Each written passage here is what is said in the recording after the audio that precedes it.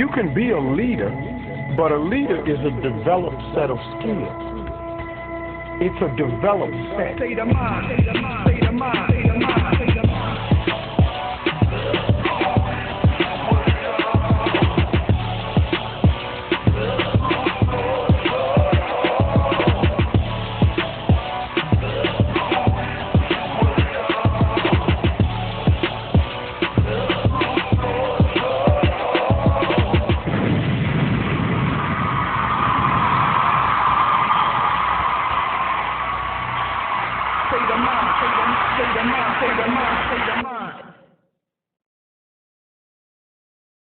What's going on, people? Leadership state of mind, people. Welcome. Tony and I are back. First and foremost, Tony, how you doing, bro? Start of the football season. Yes, sir. I need something to take my focus off the Yankees. So it's good to be able to think about something else. We can't all be Atlanta Braves fans right now, so it's good, man. It's a good weekend. Feeling rejuvenated, ready to get into next week. I kind of like doing podcasts like this. Kind of gives me in the right mindset to head into the week. So I'm feeling good, man. What about you, bro? That's a fact, man. I love these conversations. I know we do them for the benefit of others, but I tell you, man, the help that it triggers for me and just the thought processes and helps me to be a better leader day to day, man. But I would say, man, Japan is awesome. It's just hot. It is. I was not ready for the level of warmth and humidity associated with Japan, but it's real out here. We have probably about, at least out of the week, at least 3 days of black flag, which means that the temperature that you feel is higher than 100. So it's pretty real out here, man. Well, you probably needed that, right? Because after 5 years in Hawaii, if you would have rolled into like New York winter, like you'd be like, hey, be trying to do a podcast every day. Like, you'd be like, man, I can't leave the house. like we gotta do something right now. I know, man. I'll be living off your sunlight, bro. Yeah, man. But today we are going to be talking about a topic that is of the utmost importance. We're going to be talking today about ethical development. And ethical development is something that is crucial because through our growth process, just as humans, it's of absolute necessity that we recognize how the environment affects us, how our parents shaped us, how our cousins shaped us, how the most influential people in our lives may have given us some information that probably hasn't served us, or we grew up in an environment that told us, hey, these were the strategies for life. This is how success is done in this environment. But once you're put in a different environment, those rules don't necessarily play out, right? So ethical development focuses on the emergent changes in morality from childhood to adulthood. It also explores the challenges of expanding our maturity to cope with these ever-changing environments that we find ourselves in. And the necessity, this is more importantly, the necessity to break free from the expectation of our environment and the people within that environment so that we can actually achieve our fullest potential. All right. So, and I would tell you, for me, I hadn't been indoctrinated within the ethical development discussion. I hadn't really had a lot of discussions about it. I've had some talks around it, right? Yeah. But for I would tell you, for me, kind of igniting this talk has intrigued me, more than anything, because it pieces together a lot of things that we talk around, right? Hey, how does your environment affect you? How does the most influential person in your life, they may have given you some advice that you live by, and you realize you get to the next level of life that no longer holds suit, or how people project their own things upon you. But ethical development brings all these things together so that we can understand what we're going through, understand where we are, physically, in the world, and mentally and emotionally in the world, and how we can leverage that information, that we've gathered from those environments to be the best version of ourselves. Because sometimes we just gotta cut loose, completely from that stuff. And other times we have to absorb, okay, maybe I just need to reframe a little how I gather this information, how I utilize this information for a certain level of success to get to the next level of success, because there's levels to this. It's levels to this, right? Of course, of course. Yeah, man. Well, that's such a great definition, and I think the reason we kind of chose this topic is because we need to be self-aware enough, or at least understand what ethical development is and how it's kind of created who you are as a person, the way you think, the fears that you might have, the insecurities you might have, or the motivation, the energy, and all the positives, right? Yep. But on this show, if we're trying to build people to become better versions of themselves, you need to be able to look within, right? I know Yep. O is always talking about, like, hey, if we're going to be the best version of ourselves, we got to start within. Well, ethical development is like the root of starting within, right? Because it focuses on, what was your childhood like? What were the Yeah. people around you telling you? Did they tell you, man, you could be the next president if you want to be, and they gave you all the skills and tools you needed? Or were there people that were putting you in a box? I mean, there are a lot of stories and a lot of analogies that you hear where you could compare it to ethical development. If you think about you ever heard the flea quote, the flea story? Nah, what's up? All right. So there's this doctor did this test, right, where fleas can jump like super high. Yeah. All right, yeah. So they put these fleas in this box, and the fleas that used to be able to jump, whatever, 2 feet off the ground or whatever it was, they put this box on them, and so they limited them to only be able to jump 1 foot. Okay, because they would just hit their head, right? So they constantly Yeah. hit their head, 1 foot, 1 foot. Well, they then had kids, right? The little fleas had kids, and now those fleas would never try to jump higher than 1 foot. How does Huh. that happen? Right. Right? Like, what creates that? And so that little story is really what was like eye-opening to me, because I was like, wow. So okay, so now if you take that in our world, right? Yeah. So now you have these people that, not people, you have, families and parents, and maybe they've had fallen on some hard times, and maybe, they've had just years of, feeling like they can't get out of a situation. Yeah. And now they have kids. And now what are those limitations and those fears and those insecurities do they push on them? And then what does that do to their goals and dreams? And so the bluff, as we say in the military, right? The bottom line up front, what Yeah. we want to do today is make you understand that maybe there's limitations put on you, and how do you break free from that? How do you be like, whoa, whoa, whoa, whoa, whoa, okay. So I was put under this trance. I had these thoughts in my head that this is all I could be, but those were literally just thoughts. So if I reframe the way that I'm thinking, if I get around different people that are more motivating, more inspiring, that put me in a situation that make me feel like I can change the world, then what I'm capable of jumps astronomically. Yeah. It's like I think about it in the same terms where you hear people talk about the glass ceiling, Yep. right? And I think to a lot of extent, we're all find ourselves in a box that we got to break out of at some point.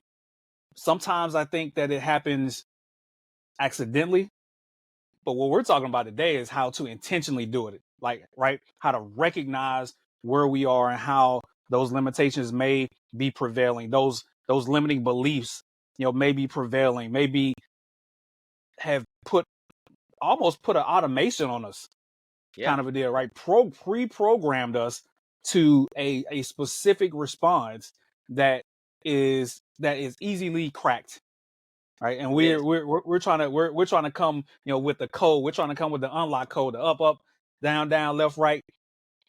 You know what I'm talking about? The contra, Contra, right? ABA, select start. ABA square, right? Yeah.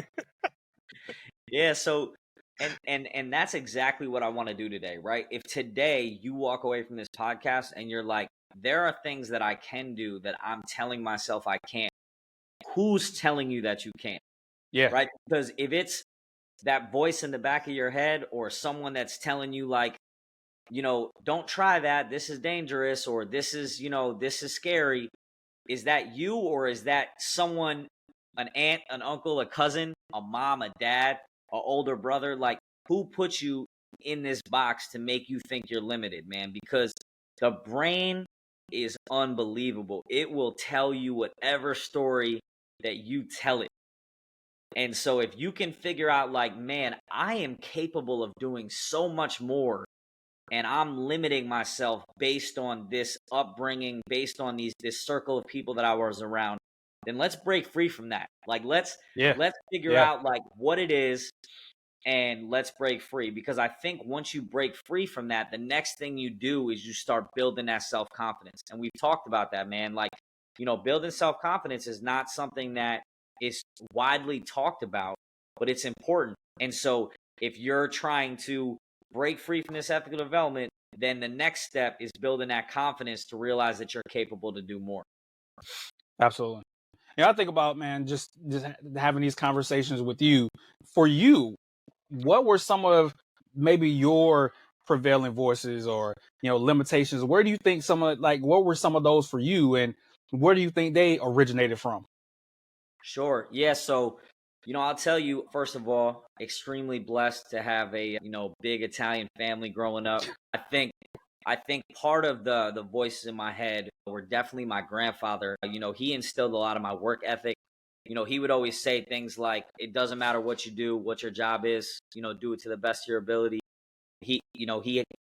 This man worked 2 full-time jobs his whole life. I don't Yeah. even know people that can do that, right? Retiring with 2 pensions. Like, I mean, just crazy work ethic. And, I think that he really instilled a lot of that hustle mindset, and that drive to always do the best in whatever I'm doing.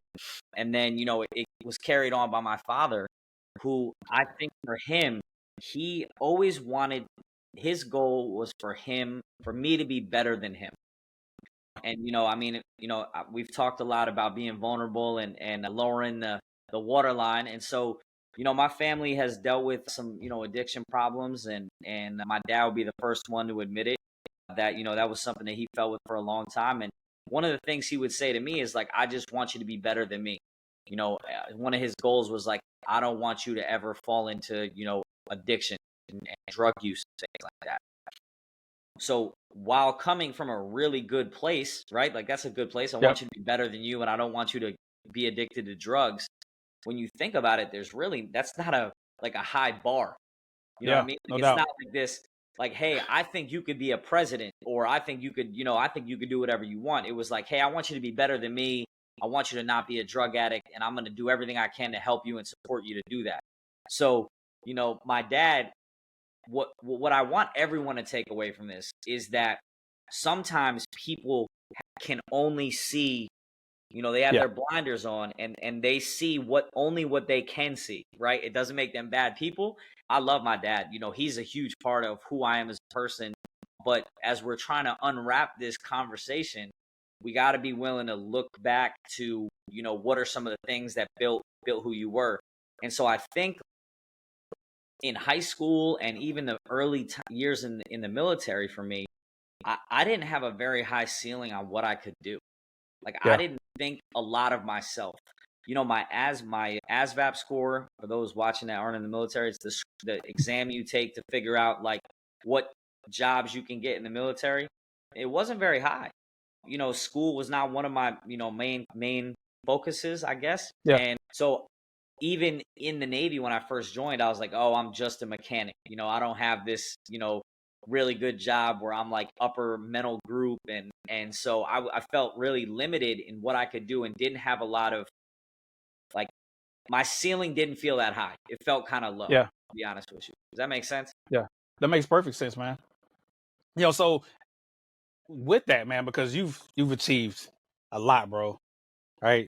From, I mean, I sometimes I look at your drive, I look at some of the things that you lock into, the level of focus, that you're able to harness. And I'm just like, man, that's like, I need a piece of that. Because a lot of times my mind is like everywhere, and I'm like just I need to do this, I need to do this, I need to do this. Like, I'm just kind of scatterbrained because like I'm kind of a closeted creative in that way. Yeah. So so I get wrapped up in a lot of things, but your ability to lock in and focus on a goal, is something that needs to be like captured, like and put into like a box and sold, because I Okay. that would instantly make you a millionaire, right?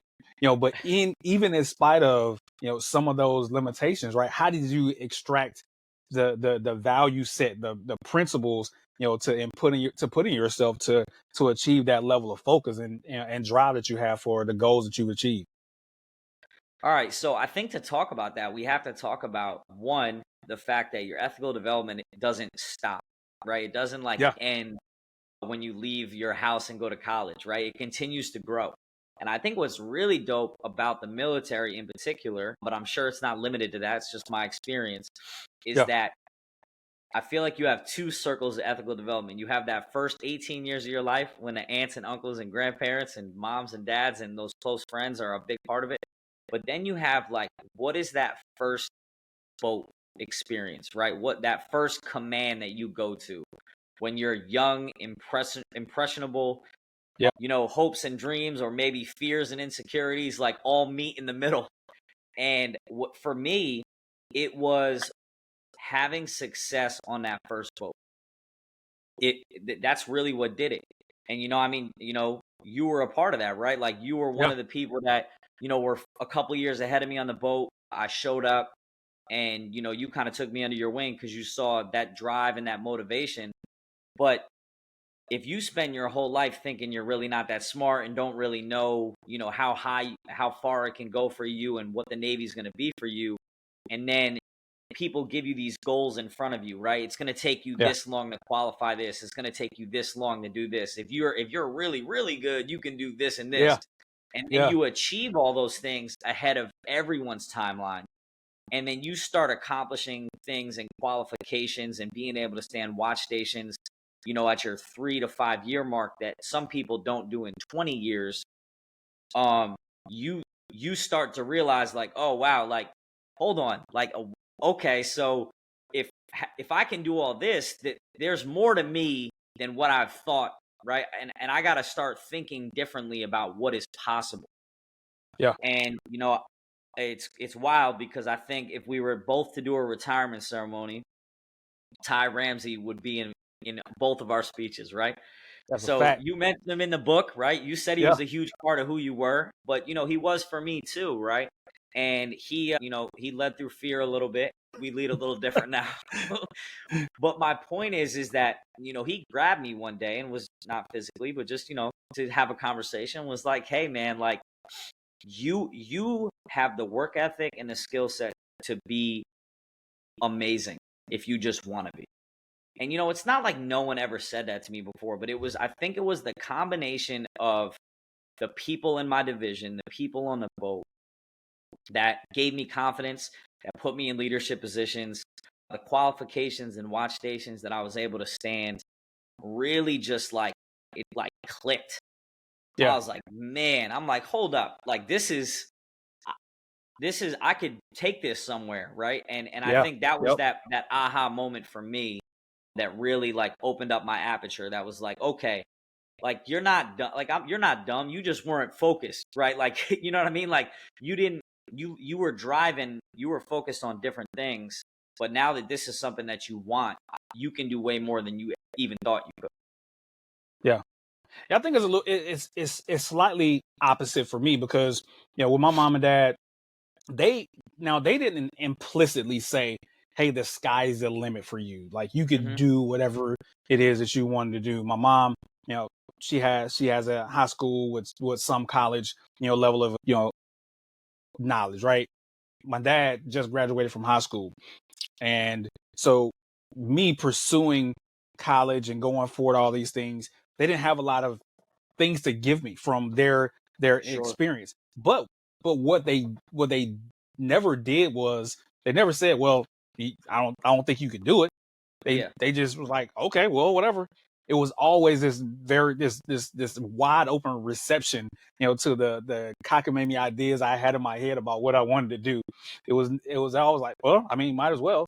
Hey, I'm gonna run for student council president. Okay, I'm joining this club. Okay, go ahead. Right? It was just the reception that I had.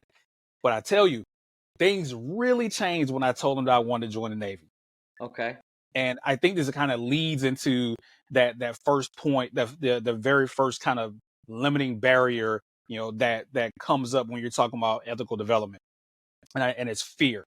Because when I communicated to my parents, I was like, "Hey, I think I'm going to join the Navy." It was like, "Oh, that's no, you're not. You're not going to do that." And then you want to Sure. go on a submarine? Are you out of your mind? I'm not, Yep. and I'm 17 joining this organization, and they had to sign out for it, and they were just like, "No, we're not." And I had to convince them. I understand where I am in Yeah. this construct of my world. I am supremely arrogant. I am naive. And one thing I did have an understanding of was myself. And I felt as though, even though I had scholarships and things like that, I felt like I was going to mess up that money. Legit. I Sure. felt like I was going to mess that money up, man. So I felt I needed some growing up. I needed something that was going to really shock me, that was going to really challenge me in a way that I could find out who I really am.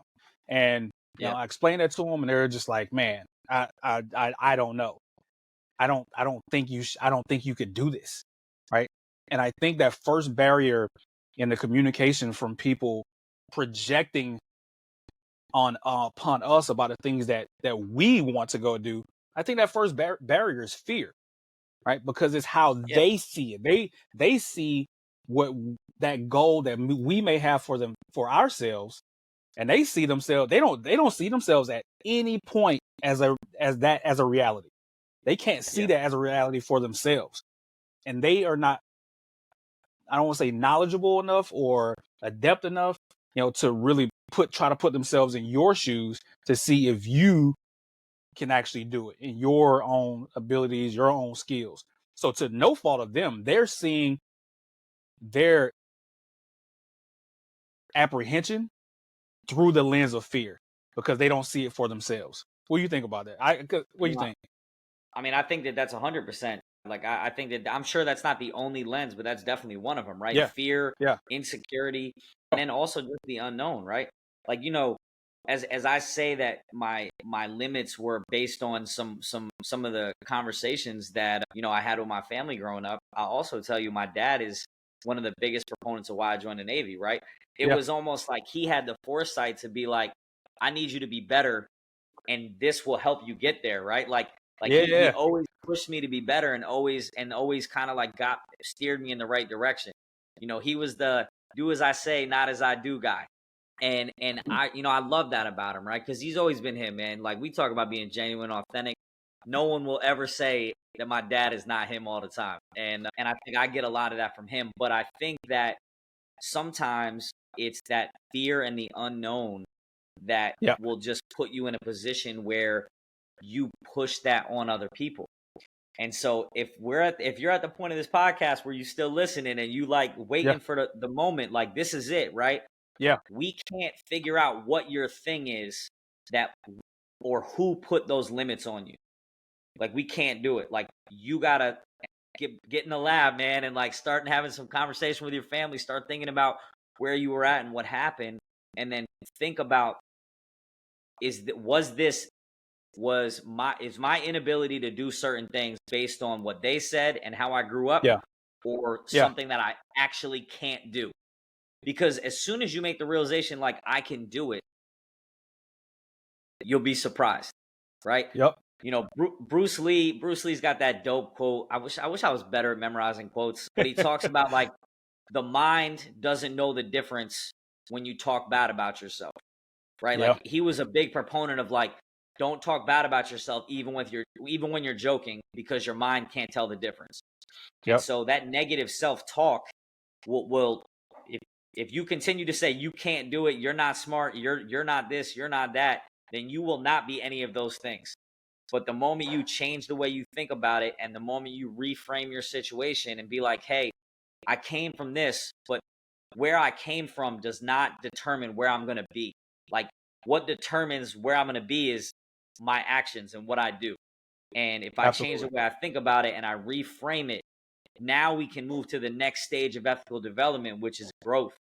And Yeah. growth is dope, man. Like dope is what Yeah. like that arena of I can do anything is where some people might think you're a little bit cocky and arrogant. I think that it's a fine line. Yes. I think you Yes. have to be. I think you have to have a level of confidence in yourself. But once you see you're in this new way of thinking where you're like, man, I can go get this degree. I Yeah. could have a master's degree. I could be a doctor. I can write a book. I can start a business. I like Yeah. you start thinking about all these things you can do, and then you start building these small attainable goals and start building confidence. Man, you can change your entire trajectory, and it could happen with just the realization that you can be more than what you're doing right now. I don't know what you think about Absolutely. that, but Yeah, man. I love that. As you were talking, the one of the things that came to my mind is, I think in pictures. And I used to play this computer game called Age of Empires. And the Age of okay. Empires, went through, it was, it's a game that kind of models from the Stone Age all the way up to the modern age. You got to build up, you got to explore the map, you got to build up your resources, wood and food and all this stuff, and gold and all this stuff. And you build your empire up, and you may have to fight other empires and things of that nature. But one aspect of the game is that every part of the map isn't revealed at the start of the game. You only Mm, have a small section, of that map that's revealed. But there has to like be a Zelda. willingness. Yeah, exactly. There has to be a Okay. willingness for you to go out and explore, because you can stay in that small little place and build up in the wood age. You can have the best wooden castle there is, but your unwillingness to go and explore the rest of that map. Somebody already done built up to the Stone Age, and they about to come and burn your stuff up, right? Yep. So I think about just the expansion of that map, right? With that possibility, and I call it the state of possibility, because I think the Okay. emotional state of possibility where I now believe that these things are possible, right? I think that puts our brains in a place where, oh, I got to go figure this out, right? Hmm. And in that figuring out, there's light that starts to come on, right? That map starts to, but you start to see the kind of the outline of that map start to form. You start to see little hints of resources along that map, and things start to become clear, but it doesn't become clear all the way until you start to make that first move Yep. towards that level of uncertainty, until you start to make moves, towards that ambiguous map. You can see little spots of it because your brain is starting to form the possibility. But now, with that state of possibility, there has become action associated with it. There has to be that forward progress towards that possibility to really make things clear in a place that was previously dark for you, right? So it's, I think, to combat that fear, we have to recognize what those voices have been telling us. Like you said, what have Yep. we been accustomed to? How have we been built up? What is the framework that our parents and the people that loved us the most, how did they build us up? Because there's a structure there, right, that can get us to a certain level of success. But how do we break free from that to really achieve that fullest level of potential? Well, I got to recognize what that voice is, what those voices are. And I got to say, okay, I understand where they thought that I could be, where they believed that I can go. That's actually based on them. So that's not truth. That has Sure. nothing to do with me. How Yes. somebody else sees my goals, how somebody sees my path, how somebody sees my potential, that really don't have anything to do with me, because I'm the one that's charged with going down that path. I'm the one that's charged with revealing, this map, revealing how this story goes. At the end of the day, it resides with me, and I can't put any blame. I can't place any demeaning thoughts towards the people that loved us, because they just wanted the best for us. Exactly. But that may not necessarily be the best for us. Yeah, and that's okay, right? Because Yeah. I mean, we're looking at this from one angle, but like the other angle is like, what if you grew up with everything? Well, like Yeah. what if you Oh, had woo. like what if you had two doctors in the house that had PhDs and their walls were we're doctors in this family. right? Like what, like you know what I mean? So this isn't limited to like we grew up and we didn't have high goals for ourselves. Yeah. Every single situation can have some type of thing. But what if you don't want to be a doctor? What if that's not your Yeah. passion? Exactly. Like what if your passion is Exactly. something different? You know, we talked about on this podcast about being genuine, authentic in who you are, and that's why, you know, if you were to break down the process to break free, right? It would be Yeah. like step one, acknowledge what it was and what were the things that were said that was limiting you, right? Yep. Acknowledge that and realize that, okay, those were those thoughts, those were their opinions. The next step in that is to think to yourself what it is that you actually want to do. Like what is Yeah. your genuine authentic self, what motivates you, what's your why, what inspires you to be great, like what is the thing that like would get you up every morning and be like, this is what I want to do. Once you find that, then you figure out how to get there. And maybe Yep. that's through schooling and education, right? Maybe that's through, a trade, Yeah. whatever it is. But then as you accomplish those goals, the confidence level goes up. You start Yep. feeling like you can do anything.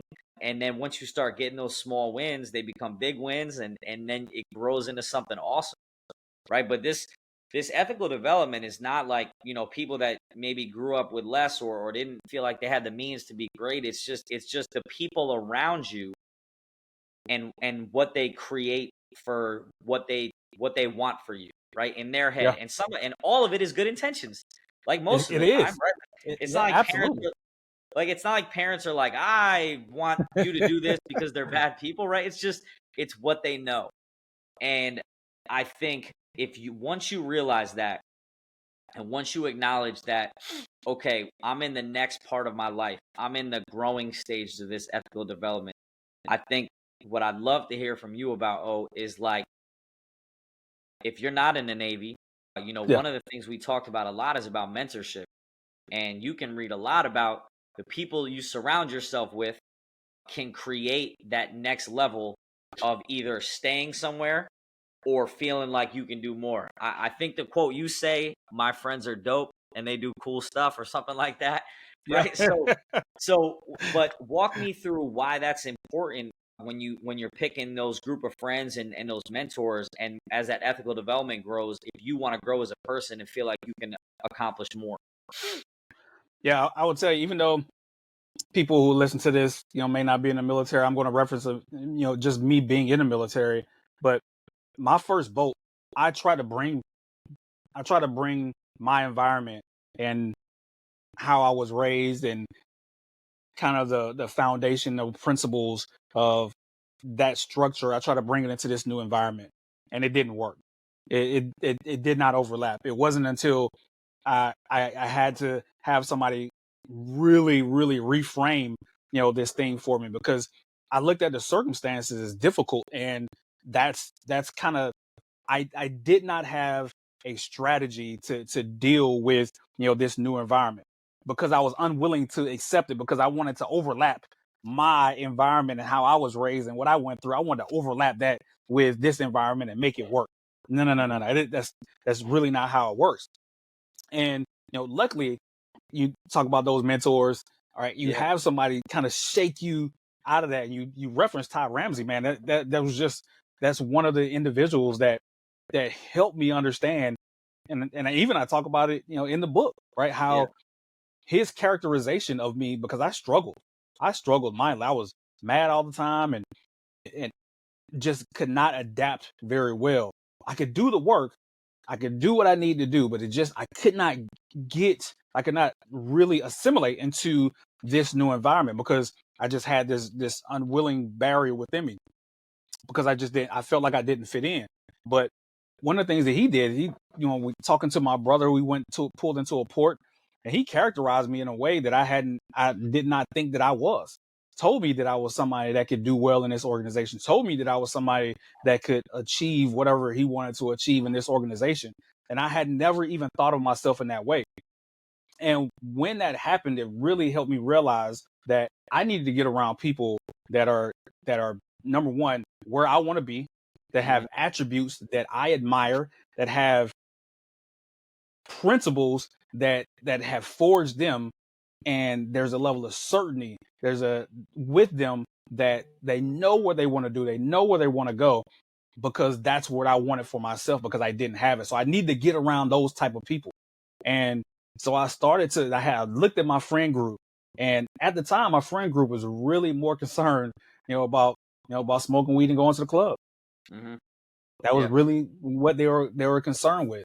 And I had to understand that that's not where I wanted to be. That's not the ceiling that I wanted to allow, to me to go. So I had to break free from my friend group, and that was a hard thing, because I've come through a lot of things with them. We've shared some great times and done some amazing things, but there was a recognition there that if I'm going to be the person that I think I have the possibility of being, I Yeah. have to break free from that environment, and introduce myself into this new environment of challenge, and get around these people who are doing considerably better than me. So I put myself in situations where I'm talking to first classes, I'm talking to chiefs, I'm talking to, people that I see do well. I'm I'm intentionally trying to befriend them. Yeah. There's a funny story that my wife told me about with Oprah Winfrey.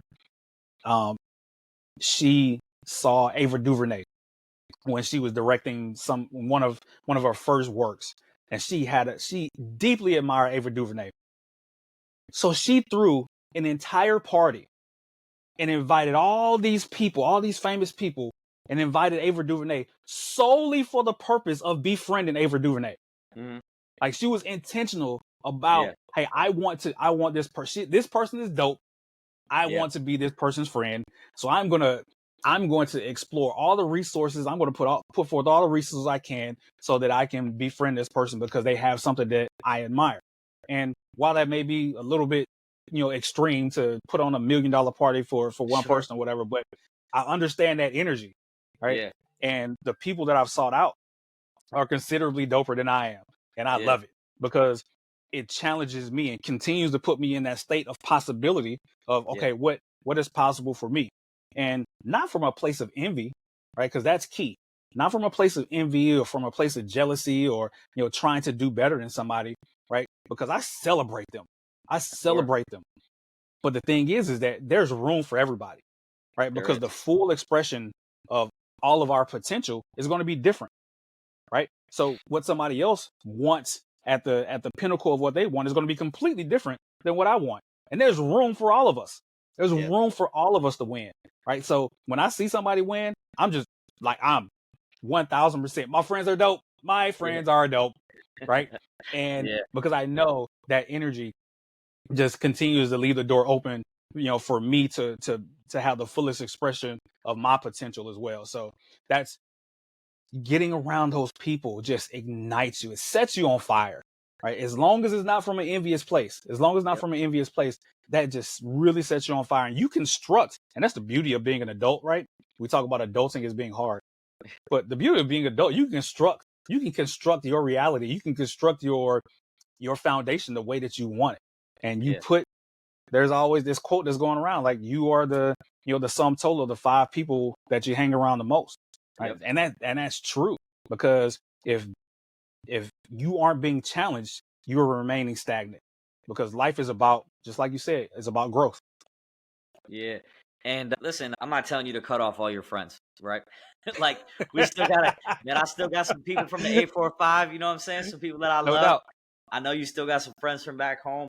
But Four what we're four, you know what it there you is. go. But what we're saying is, once we realize where we came from, and once we realize what we want to do, the next stage in building this confidence and realizing that anything is possible is putting yourself around people that are like-minded, that think like you, or that push you to get better, more importantly, right?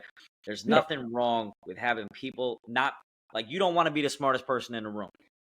Like, you need some people that are further along than you, that are older than you, more mature than you, maybe younger than you, but figured it out faster than you did, right? Age is not really relevant there, but just has all the attributes that you're looking for. And like you said, go in there with a place of like, man, this is cool to just be in the room. Like, it's cool to listen to what these people did to be successful.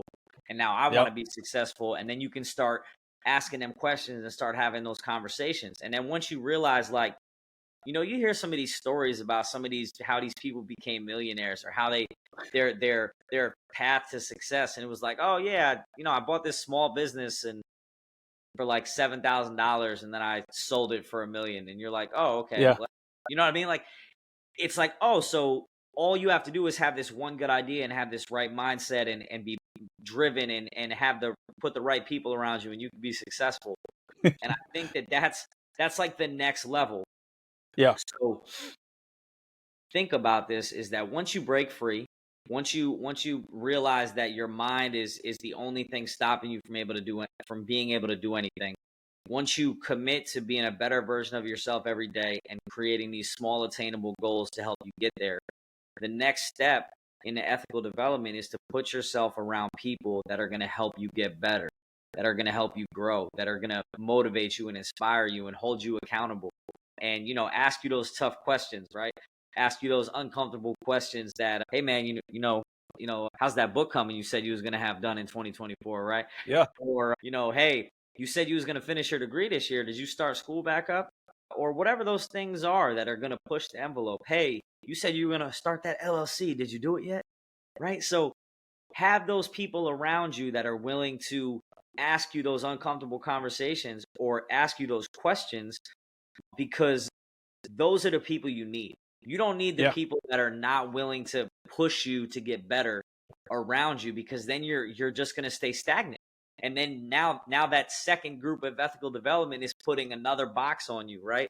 They're like, oh, we're good here. The weather's nice here. It's a nice view. Yeah. But if you put yourself in a circle where there's like, yeah, man, it looks nice from the third floor. The third floor is pretty dope, but the penthouse is fire. Like, come with me. Like, there's an It's dope elevator. up here. There's about 11 levels in between this one and that one. Like, come on up. And I think that is where you want to get to. You're aware, self-aware enough to understand where you came from and what limitations were put on you. You're now breaking free from those limitations. You've now set goals that you're going to accomplish, and you have people around you that are going to help you accomplish those goals. And if you do all that, man, and then your mind is in the right place, like, the world is yours. Like, the world is yours.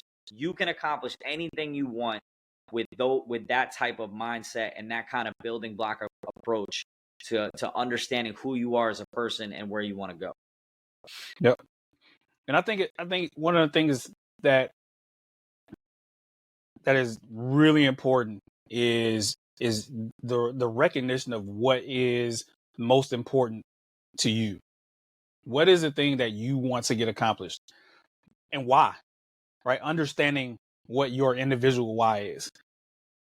For me, simply put,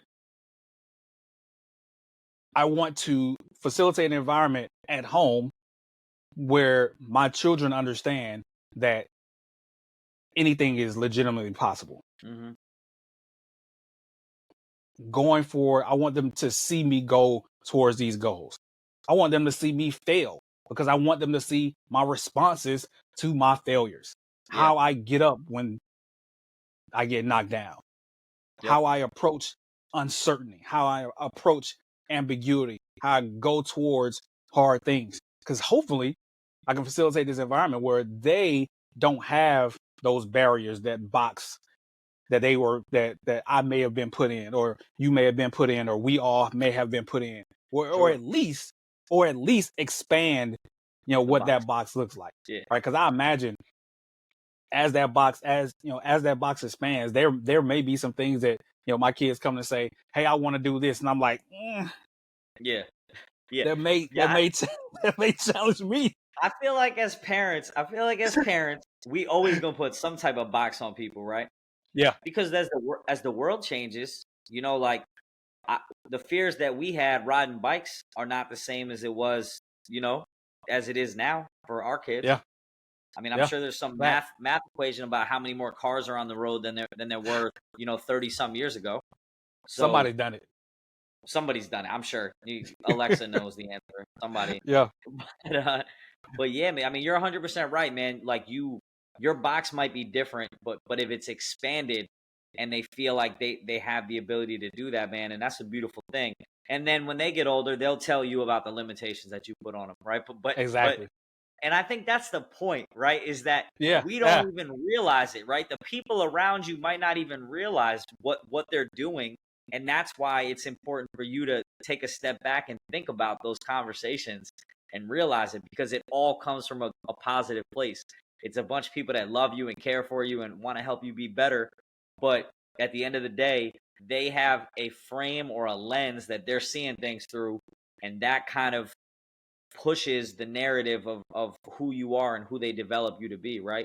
You know, yep, and a lot of it can be great. A lot of it can be, being a man of faith and having good, knowing the difference between right or wrong and being trustworthy and all this stuff.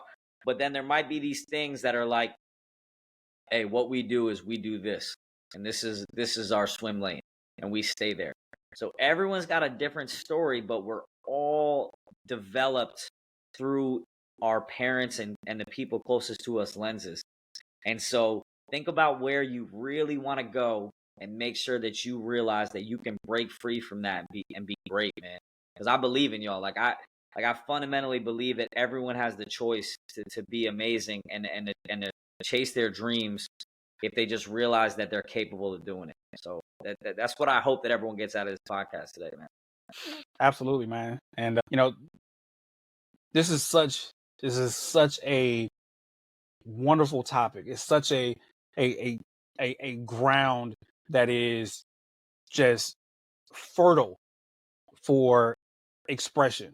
And for me, I will tell you that I can't wait until this expression, comes to fruition from Yeah. you.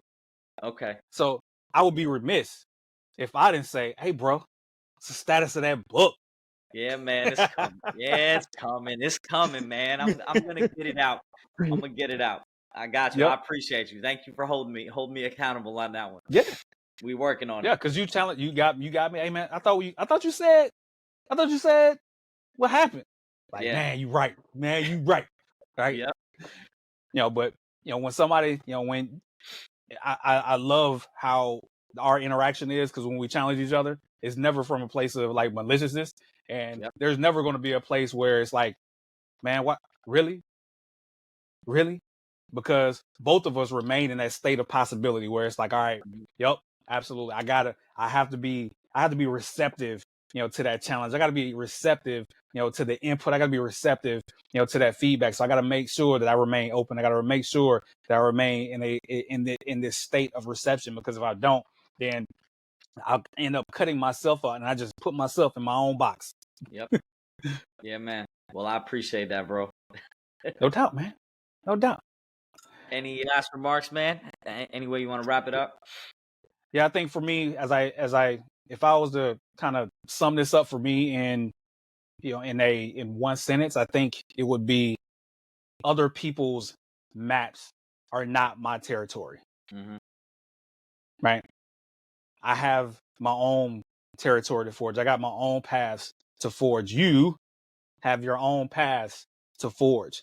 And the unique part about that is that along this path that you're forging, there's people along the way that are waiting, that are hungry for the fullest expression of who you are.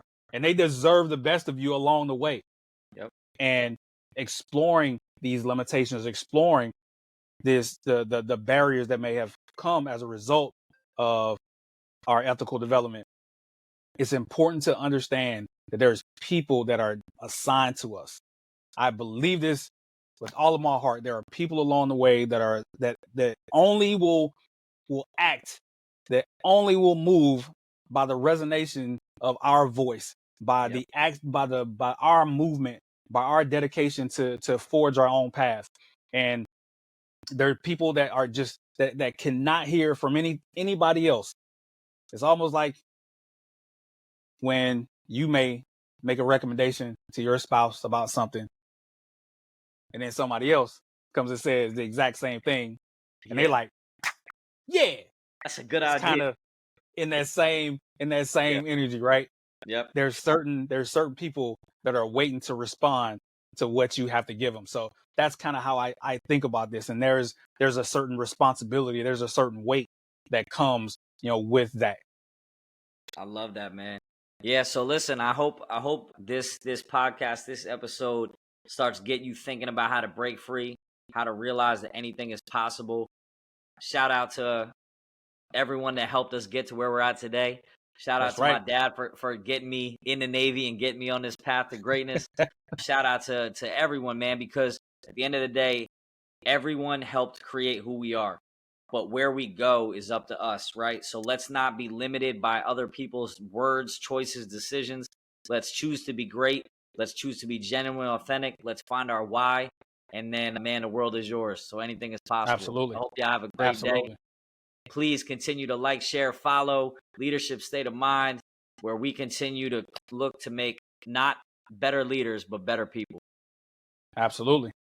Yeah, have a good one.